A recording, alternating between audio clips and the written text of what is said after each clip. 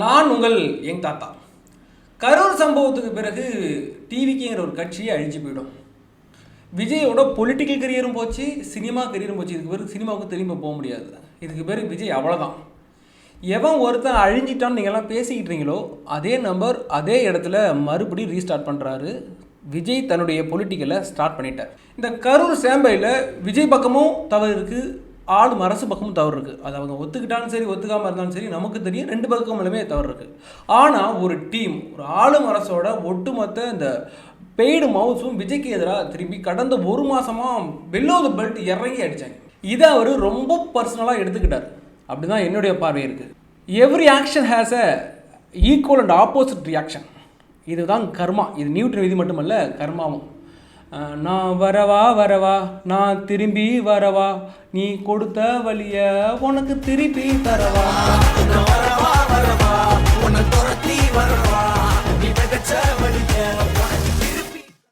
கரூர் மக்களை விஜய் மாமல்லபுரத்தில் சந்தித்தார்.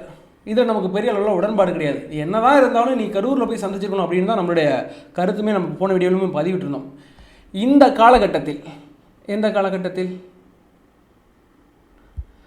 திரு மு.க. ஸ்டாலின் அவர்களும், அதாவது நம்முடைய தமிழ்நாடு முதலமைச்சர் அவர்களும், துணை முதலமைச்சர் உதயநிதி அவர்களும் பைசன் படம் பார்த்து ரிவ்யூ பண்ணிக்கிட்டு இருந்தாங்கல்ல, இந்த காலகட்டத்தில் திரு சீமான் அவர்கள் இட்லி கடை படம் பார்த்து ரிவ்யூ பண்ணிக்கிட்டு இருந்தார்ல, அந்த காலகட்டத்தில் நம்ம திருமாவளவன் அவர்களும் சிபிஐ முத்தரசன் அவர்களும் டியூடு படம் பார்த்து ரிவ்யூ பண்ணிக்கிட்டு இருக்காங்கல்ல, இந்த காலகட்டத்தில் விஜய் அவர்கள் தன்னுடைய அரசியல் பாதையை சிந்திச்சுட்டு இருந்திருப்பார். தன்னுடைய கட்சி எப்படி மேம்படுத்தணும். ஏன்டா இந்த 41 பேர் இறந்ததுக்கு பிறகு இந்த கட்சி கண்ட அவலம் இருக்குல்ல, எந்த ஒரு கட்சியோட நிர்வாகிகளும் வெளியில் வரலை, விஜய் வெளியில் வரலன்னு 1000 விமர்சனங்கள்.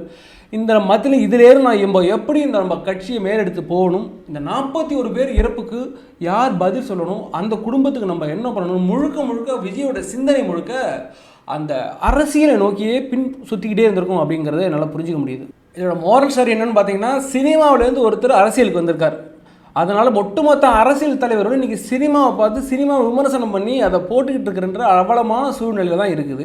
இதுக்கு பிறகு விஜயோட நடவடிக்கை, இதுக்கு பிறகு விஜயோட அரசியல் எப்படி இருக்குங்கிறத நம்ம பார்க்க போகிறோம். கடந்த காலகட்டங்களில் தலைவா படம் ரிலீஸ் அப்போ ஒரு பெரிய பிரச்சனை வந்துச்சு. அன்றைக்கி ஜெயலலிதா நேரடியாக பார்த்து விஜய் கோரிக்கை வச்சார், மன்னிப்பு கேட்டார். அதற்கு ஒரே ஒரு காரணம் தான், தன்னை நம்பி பணம் போட்ட ப்ரொடியூசரு, அது அந்த படத்தை நம்பி ஆயிரக்கணக்கான தொழிலாளர்கள் இருக்காங்க அப்படின்னு அன்றைக்கி போய் விஜய் மன்னிப்பு கேட்டதாக தான் நம்ம பார்க்கணும். அன்றைக்கி ஒரு நாள் அவருக்கு பெரிய அடியாக இருந்துச்சு.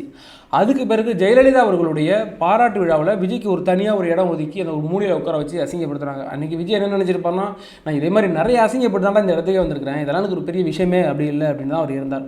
சர்க்கார் பட பிரச்சனைகளை இசை வெளியீட்டு விழாவில் அவர் ரசிகர்கள் பயங்கரமாக தாக்கப்பட்டாங்க காவல்துறையினரால். அதுக்கு பிறகு அந்த படம் வெளியிடுறதுலையும் பெரிய பிரச்சனை வந்துச்சு, கட் அவுட் அடித்து உடச்சாங்க, பெரிய இஷ்யூ வந்துச்சு. அன்றைக்கி அவர் என்ன சொன்னாங்கன்னா, என்னுடைய ரசிகர்கள் மீது கை வச்சிடாதீங்க அப்படின்னு அவர் மெல்லமாக சொல்லிட்டு ஒதுங்கிட்டார். இப்போ அரசியலுக்கு வந்துட்டார். அரசியலுக்கு வந்ததுக்கு பிறகு கூட ஒரு நடிகையோட இணைச்சி ரொம்ப அசிங்கமாக பேசுனீங்க, அவர் ஒரு குடிகாரன், அது இதுன்னு பயங்கரமாக விஜய் பில்லோ த பெல்ட் இறங்கி அடிச்சிங்க. அது எல்லாமே விஜய் அப்படியே கடந்து போனார். என்னட்டா ஒரு விமர்சனத்தை பார்த்து தங்கி அதுக்கு பதில் கொடுக்காம அவர் நேரான வழியில் போனார் தான் நம்ம பார்த்தோம். ஆனால் இந்த 41 பேர் மரணம், இந்த கரூரில் நடந்த மரணத்தை விஜய் அவர்கள் அப்படி எளிதாலாம் கடந்துட்டு போயிடுவார் அப்படிங்கிறது நம்ம பார்க்க முடியாது. இந்த கரூரில் நடந்த இந்த 41 பேர் மரணம் இருக்குல்ல, இது அவரை பாதிச்சிருக்கு, அவரோட கட்சியை பாதிச்சிருக்கு, அது இல்லாமல் அவரை நம்பி வந்த மக்களை பாதிச்சிருக்கு. இதுக்கு முழுக்க முழுக்க திமுக தான் காரணம் அப்படின்னு அவர் நம்புறார். அதில் உண்மையும் கூட இருக்குது. ஏன்டா ஒட்டுமொழுக்கமாக நம்ம ஏற்றுக்கலை, 2 தரப்பினருமே தவறு இருக்குன்னு தான் சொல்கிறோம். இருந்தாலும் விஜய் மற்றும் விஜய் தரப்பினர் இதை முழுமையாக நம்புகிறாங்க. அதுக்கு சரியான பதிலை கொடுக்கணும்னு விஜய் காத்திருக்கிறார் அப்படின்னு தான் நம்ம இதை பார்க்கணும். மகாபலிபுரத்தில் அந்த கரூர் மக்களை சந்தித்து அவர் காலில் விழுந்து மன்னிப்பு கேட்டார் அப்படிங்கிற செய்திகள் நம்ம ஊடகங்களில் பார்க்கும்போது நமக்கு கொஞ்சம் வருத்தமாக தான் இருந்துச்சு. இப்படி ஒரு சம்பவம் நடந்திருக்கக்கூடாது, நடந்துருச்சு, அதுக்கு அவர் மன்னிப்பு கேட்டுட்டார். இப்போ அப்போ விஜய் தான் காரணம்னு அவரே ஒத்துக்கிட்டாரா அப்படின்னு கேட்டிங்கன்னா அப்படி கிடையாது. அவர் என்ன சொன்னார்னா, என்னை பார்க்க உங்களுடைய உறவினர் நீங்கள் இழந்துட்டீங்க, அதுக்கு தார்மீக பொறுப்பேற்று நான் காலில் விழுந்து உங்களுக்கு மன்னிப்பு கேட்டுறேன் அப்படின்னு அவர் சொன்னாரை தான் நம்ம ஏற்றுக்கணும். இப்போ இந்த பிரச்சனையில் ஒரு தற்காலிகமாக ஒரு முடிவெட்டியிருக்கு. இத்தனை நாள் விஜய் போகல, மன்னிப்பு கேட்கலன்னு ஒரு பெரிய கான்ட்ரவர்சி போயிட்டு இருந்துச்சு. இன்றைக்கி விஜய் அந்த மக்களை சந்தித்து மன்னிப்பு கேட்டிருக்கார். இதற்கு பிறகு இந்த பிரச்சனையில் தற்காலிகமாக ஒரு முடிவெட்டிருக்கு. இதுக்கு பிறகு விஜயோட தீவிரமான அட்டாக்கான ஒரு பொலிட்டிக்கல் ஸ்டார்ட் ஆகும். இது டிவிக்கோட 2.0 அவர் தன்னோட செகண்ட் இன்னிங்ஸை ஸ்டார்ட் பண்ணிட்டார். இது அவருக்கு மிகப்பெரிய பாடமாக தான் நம்ம பார்க்கணும். அவர் பாடமாக எடுத்துக்கிட்டு தான் இன்றைக்கி களத்தில் வந்து மறுபடியும் அதே மாதிரி வந்து நிற்கிறார். அவருடைய அடுத்தடுத்து 2 அறிக்கைகள் வந்திருக்கு. அது ஒரு அரசியலில் வந்து கவனிக்கிற மாதிரி இருக்குது. ஏன்னு கேட்டிங்கன்னா அவருடைய அறிக்கையில் மிக காட்டமான ஒரு அறிக்கை விட்டுருக்காரு. இடையில் இந்த மழையில் நனைஞ்சி நெல்மணிகள் வந்து முளைச்ச விஷயம் வந்து பெரிய அளவில் விவசாயிகள் மத்தியில் பெரிய பாதிப்பு ஏற்படுத்தியிருக்கு. அதற்கு விஜய் ஒரு அறிக்கை விட்டுருக்காரு. அந்த அறிக்கையில் மிக முக்கியமாக பார்க்கணும்னா, தொடர் மழையின் காரணமாக வந்து நெல்மணிகள் வீணாகி முளைத்தது போல மக்கள் விரோத திமுக ஆட்சிக்கு எதிராக தொடர் எதிர்ப்பு முளைத்து வளர்ந்து செடித்து ஆட்சியாளர்களை வீட்டுக்கு அனுப்ப போவது உறுதி அப்படின்னு தன்னுடைய முதல் அறிக்கையில் ஸ்டார்ட் பண்ணியிருக்காரு. அதுக்கு பிறகு அங்கே நடந்த இஷ்யூ, ஏற்கனவே இந்த மக்கள் அரசு சரியான நேரத்தில் அந்த நெல்மணிகளை கொள்முதல் பண்ணி விற்கிற எதுக்கு இன்றைக்கி இந்த விவசாயிகளுக்கு இவ்வளோ பெரிய இழப்பு ஏற்பட்டிருக்கு அப்படின்னு அவர்கள் சார்பாக மிக பயங்கரமாக ஒரு கேள்விகளை கேட்டு தொடுத்திருக்கிறார் திமுகவுக்கு எதிராக. இந்த ஆட்சி ஒழிந்து மீண்டும் நல்லாட்சி மலரும் அப்படின்னு அவர் தன்னுடைய அறிக்கையை வெளியிட்டிருக்கிறார்.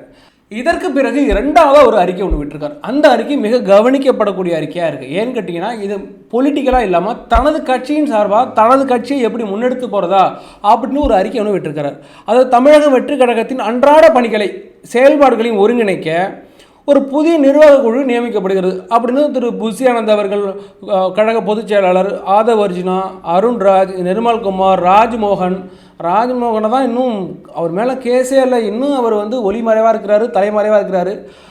சீக்கிரம் நீங்கள்லாம் வெளியில் வரணும். இந்த தலைவர்களின் கீழே வந்து ஒரு 28 மாவட்டங்களுக்கு ஒரு நிர்வாக குழு விஜயின் தலைமையின் கீழ், அதாவது இதுக்கு முன்னாடி பல அறிக்கைகள் வெளியிட்டிருக்காங்க. அதில் என்ன இருக்குன்னா, எனது உத்தரவின் பேரில் திரு புசி ஆனந்த் அவர்களின் வழிகாட்டுதலின் பேரில் இந்த குழு இயங்கும் அப்படின்னு போட்டிருப்பார் விஜய். ஆனால் இப்போ என்னென்னா, எனது நேரடி வழிகாட்டுதலின்படி, அதாவது இது directly the reported to Vijay, அவர் விஜய்க்கு நேரடியாக ரிப்போர்ட் பண்ணணும் அப்படின்னு இந்த குழுக்களை விஜய் அவர்கள் புதிதாக நியமிச்சிருக்கிறார். இந்த பிரச்சனை முடியுது, மக்களை சந்தித்த உடனே தன்னுடைய பொலிட்டிக்கல் ஆக்டிவிட்டி தான் விஜய் ஸ்டார்ட் பண்ணிட்டார் அப்படின்னு தான் பார்க்கணும். இதில் மிக முக்கியமாக கவனிக்க வேண்டியது என்னென்னா, அவருக்கு வழிகாட்டுதலின்படி இது டைரெக்டாக விஜய்க்கு கீழே இருக்கும். இந்த செயலை நீங்கள் ஒரு வருஷத்துக்கு முன்னாடி நீங்கள் பண்ணியிருந்தீங்கன்னா இந்த கட்சியில் பல குளறுபடிகளை நீங்கள் தவிர்த்திருக்கலாம். ஃபஸ்ட்லேருந்து ஆரம்பிச்சிங்கன்னா தமிழக வெற்றி கழகம் இக்கு காணும் அன்றைக்கி ஆரம்பித்த பிரச்சனை. அதுக்கு பிறகு இந்த வெளியிட்ட கொடியில் ஒரு பூ இருந்துச்சு, அது வந்து வாகைப்பூவே கிடையாது, அது ஏதோ ஒரு காட்டுப்பூன்னு ஒரு கான்ட்ரவர்சி. இப்படி நிறைய பிரச்சனைகளை இதே மாதிரி உங்களுக்கு கட்டுப்பாட்டின் கீழே நீங்கள் ஒரு நிறைய குழு அமைச்சிருந்தீங்கன்னா எப்போவோ இந்த பிரச்சனைலாம் தீர்ந்திருக்கும், பல பிரச்சனைகள் வராமலே போயிருந்திருக்கும். அது இல்லாமல் டிவிக்கில் நிறைய தொடர்கள் என்ன பண்ணாங்கன்னா, எங்களால் விஜயை டைரெக்டாக காண்டாக்ட் பண்ண முடியல, இது புசியானது ஒரு பிரச்சனை போனால் புசியானதோடு நின்றுடுது, விஜய்கிட்ட போகவே முடியலை அப்படின்னு நிறைய மாவட்ட செயலாளர்கள், கிளை செயலாளர் நிறைய பேர் கம்ப்ளைண்ட் பண்ணிக்கிட்டு இருந்தாங்க. இதுக்கு பிறகு டைரெக்டாக விஜயை காண்டாக்ட் பண்ணுறதுக்கு அவங்களுக்கு ஒரு பொசிஷன் கிடச்சிருக்கு. ஏன்னு கேட்டால், ஒரு கட்சி தலைவர்னால் நேரடியாக தோழர்களோ இல்லைன்னா அந்த பொறுப்பாளர்கள் போய் விஜய் அவர்களை சந்தித்தா, ஒரு கட்சி தலைவர் சந்தித்தா தான் அந்த கட்சியில் நடக்கிற அடிமட்ட பிரச்சனைகளை நம்மளால் கொண்டு வர முடியும் வெளியில்.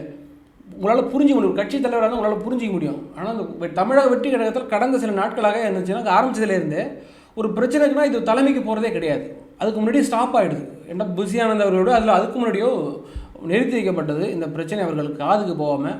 ஆனால் இந்த குழு ஆரம்பித்ததுக்கு பிறகு நேரடியாக விஜயை நோக்கி இந்த ஒரு பிரச்சனை நேரடியாக விஜய்கிட்ட போகிறதுக்கு நிறைய வாய்ப்புகள் இருக்குது. விஜய் அவர்கள் தன்னுடைய 2வது இன்னிங்ஸை ஸ்டார்ட் பண்ணிட்டு தான் பார்க்குறோம். இதுக்கு பிறகு அவருடைய அரசியல் உக்கிரமாக இருக்கும். இந்த பிரச்சனைக்கு பிறகு விஜய் அவளை வந்து பெரிய அளவில் மற்ற பொலிட்டிஷியனும் ரொம்ப கவனிக்கிறாங்க. ஏன்னா விஜய் எடுத்து வைக்க போகிற ஒவ்வொரு அடியும் மிக மிக பாதுகாப்பாகவும் திட்டமிட்டு தான் எடுத்து வைக்க போகிறார். இதுக்கு முன்னாடி பல திட்டமிடல்கள் இல்லாமல் காரணத்தினால தான் இன்றைக்கி இவ்வளவு எடுப்புகளை சந்திச்சுட்டு இன்றைக்கி டிவிக்கு இருக்குது. ஆனால் விஜய் தன்னுடைய 2வது இன்னிங்ஸை ஸ்டார்ட் பண்ணிட்டார் அப்படின்னு தான் பார்க்க போகிறோம். வரும் காலகட்டங்களில் விஜய் அவருடைய பொலிட்டிக்கலை நம்ம பார்த்து அதை உங்கள்கிட்ட கொண்டாந்து சேர்ப்போம். இந்த வீடியோவில் நீங்கள் விஜய்க்கு சப்போர்ட்டாக பேசுகிறீங்களே, நீங்கள் விஜய் சப்போர்ட்டரா இல்லை நீங்கள் அனிலா அப்படிலாம் நீங்கள் கேட்பீங்க. நிறைய வீடியோ பழைய வீடியோ நீங்கள் அப்போ தான் கேட்டு வச்சுருந்தீங்க. அப்படி கிடையாது. ஒரு கட்சி முடமட்டு இருக்கும்போது, ஒரு முடங்கி கிடக்கும் போது அதை புல்லப் பண்ணி ஏற்றி விடுறது எங்களுடைய கடமை. நாலு பின்ன அந்த கட்சி நல்லா வந்தது பிறகு அவங்க ஏதாச்சும் தவறு செஞ்சால் அதை தட்டி கேட்குறது எங்களோட உரிமை. அதன்படி தான் இந்த நேரத்தில் விஜயின் கட்சி முடங்கி கிடக்குன்னா அதை நாங்கள் புல்லப் பண்ணி கொண்டு வரணும் அப்படிங்கிறது எங்களோட கடமையாக இருந்து நாங்கள் இந்த வீடியோ உங்கள்கிட்ட கொண்டு வந்து சேர்க்குறோம். சரி, அரசியலோட அடுத்த அப்டேட்டில் நான் உங்களை சந்திக்கிறேன். அது வரைக்கும் நீங்கள் இந்த சேனலை சப்ஸ்கிரைப் பண்ணி வச்சுருந்தீங்கன்னா அதிரடியான அரசியல் நிகழ்வுகள், சமீபத்திய சமூக நிகழ்வுகள் உங்கள்கிட்ட கொண்டாந்து சேர்க்கறது நான் உங்கள் யங் தாத்தா. நன்றி, வணக்கம்.